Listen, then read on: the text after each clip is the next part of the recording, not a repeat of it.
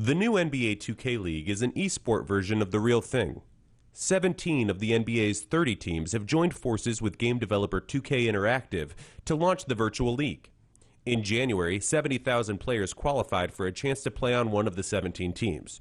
Throughout the month, players use their custom avatars in 5v5 games, with each gamer playing the role of one of the traditional basketball positions. Ultimately, the NBA narrowed the pool down to 250 players.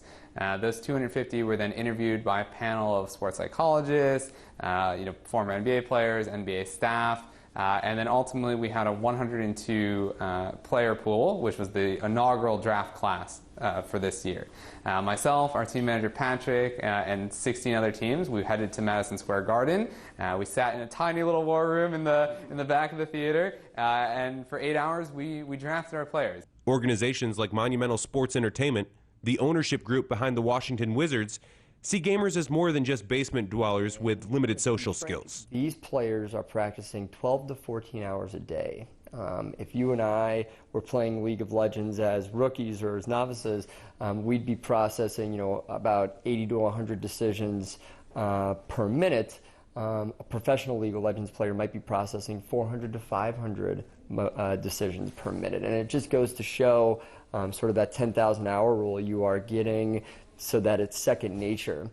There's actually scientific studies that show that twitch reflexes fade over time, and that there actually is an age window where you're in your prime. So there is like a physical, actual condition to playing your best in esports. These teams also see the importance of treating esports athletes just like those in traditional stick and ball sports. Now our players, we want to make sure they're following proper nutrition plans. We just had our Wizards District Gaming Club meet with the Wizards nutritionists and fitness instructors as recently as yesterday.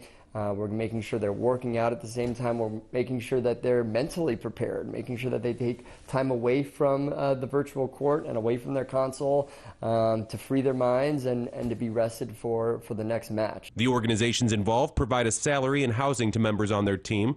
Players also receive incentives for winning tournaments.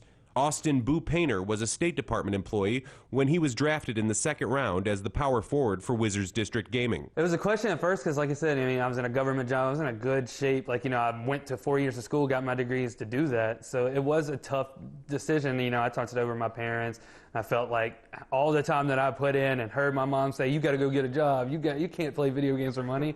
It was kind of like a stab at her. I was like, "I'm playing video games for money. I'm doing this." Painter also believes there are various traits that put him above the rest when it comes to being a top-notch gamer. Obviously, repetition and playing the game, that helped me out a lot to get to where I am. So I know how the game's built. I know how, what's going to happen in a certain situation. It's really an IQ game. If you have a high IQ, you can be really successful in the game. The NBA and the teams involved are pleased with the product they are putting out so far and are looking for continued growth. And now, really, you'll see the NBA put, kind of its marketing engine to work. Teams will begin promoting this.